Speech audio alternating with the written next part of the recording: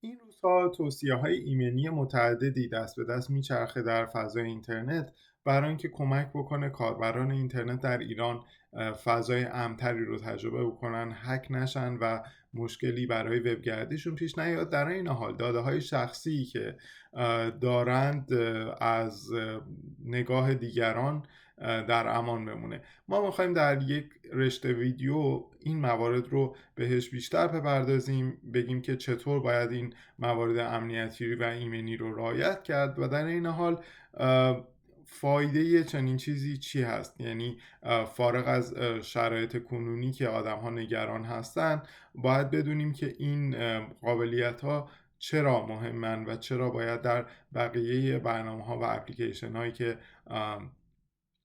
داریم هم سعی بکنیم اونها رو فعال بکنیم. در بخش اول صرفا آموزش میدم که چطور این قابلیت فعال بشه، قابلیت پسکی در تلگرام، و در بخش بعدی بهتون خواهم گفت که چرا این مسئله مهمه و در برنامه‌های دیگه باید بهش پرداخته بشه. برای اینکه پسکی رو فعال بکنید در تلگرامتون، کافیه که روی گوشی همراهتون برید روی بخش ستینگ یا هر عنوان دیگری، مثلا در تلگرامی که به زبان فرانسه باشه ممکنه نوشته باشه در واقع پارامتر ستینگ، هرچی. ما چون عموما همه از انگلیسی استفاده میکنن میریم سراغ زبان انگلیسی. میرید در ستینگ، تو استپ وریفیکیشن رو فشار میدین و گزینه که بعد از این خواهید دید اسمش هست پسکی، PASKEY،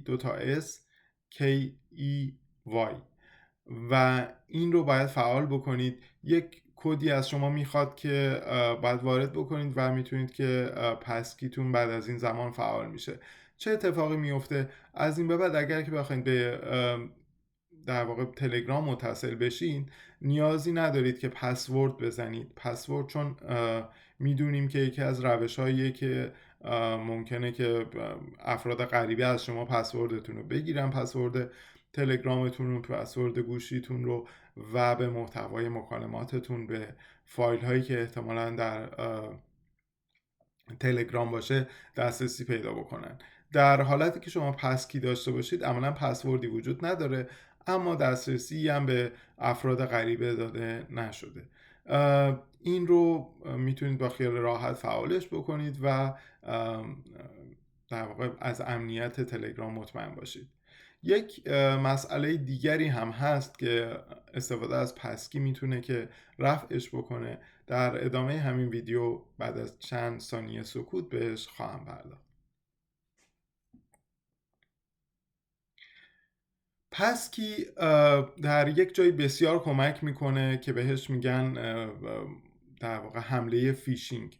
ما بارها دیدیم و بارها شنیدیم در اطرافیانمون که یک لینک ناشناسی، حالا یا به صورت SMS یا به صورت در خود پیغام‌های تلگرام، یک جوری که انگار از مثلا بخش پشتیبانی تلگرام رسیده، این لینک وارد میشه و از شما میخواد که معمولا هم آدم ها رو به هول و ولا میندازن، میگن که عجله کنید و حسابتون بسته میشه. ازتون میخواد که روی اون لینک کلیک بکنید و یه سری اطلاعات رو وارد بکنید، مثلا کد فعالسازی رو وارد بکنید و چیزی شبیه این.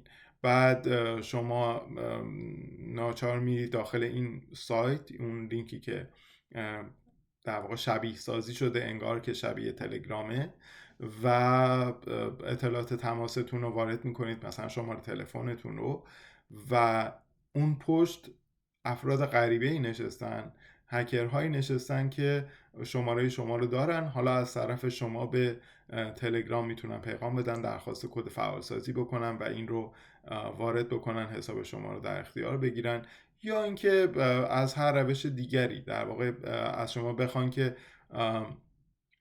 کد فعالسازی رو شما برای اونها بفرستید. ولی ظاهر اون پیغامی که میفرستن خیلی شبیه اینه که انگار پشتیبانی تلگرام این کار کرده، و در نهایت اگر که حواسمون جمع نباشه میتونن که به حساب تلگراممون دسترسی داشته باشن. پسکی در این موارد خیلی میتونه کمک بکنه، چون روش فعالسازی و روش باز کردن تلگرام رو از حالت در واقع کدهایی که به روش‌هایی مثل SMS و اینها در اختیارمون قرار میگیره غیر فعال میکنه و یک روش جدیدی رو جایگزینش میکنه.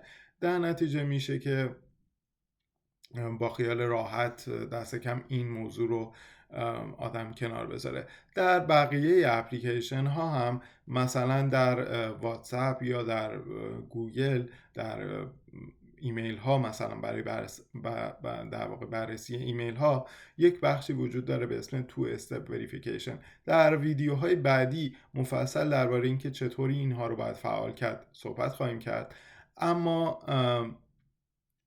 به طور کلی در تمام اپلیکیشن هاتون سعی بکنید که این قابلیت رو حتما فعال بکنید. گاهی وقتا یک روش هایی هست مثلا در گوگل که میتونید از یک کلید فیزیکی هم استفاده بکنید که این یک چیزی هست، یک دستگاهی هست خیلی شبیه به USB و اینو به کامپیوترتون میزنید، یا اگر که در واقع افزونه NFC داشته باشه میتونید به پشت گوشیتون قرارش بدیم و این میتونه که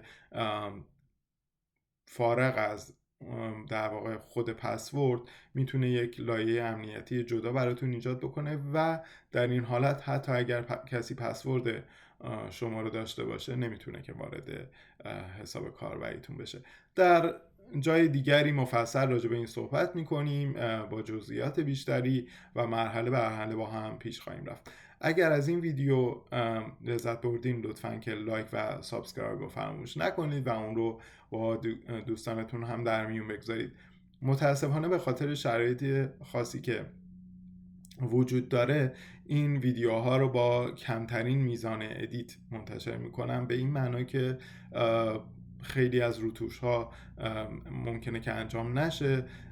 در بخشای از ویدیو صدا کمی بالا پایین میشه به خاطر اینکه با خاطر مشکلات حالا نرم افزاری که وجود داره و گاهی وقتا ممکنه توپق بزنم. اینها رو ادیت نمی کنم به خاطر سرعتی که نیاز هست اطلاعات پخش بشه، اما به هر حال این نیاز رو داریم که ما از همدیگه بیشتر با خبر باشیم و حواسمون به خودمون باشه. مرسی که به من گوش دادین و لایک و سابسکرایب رو لطفاً فراموش نکنید. روزتون خوش.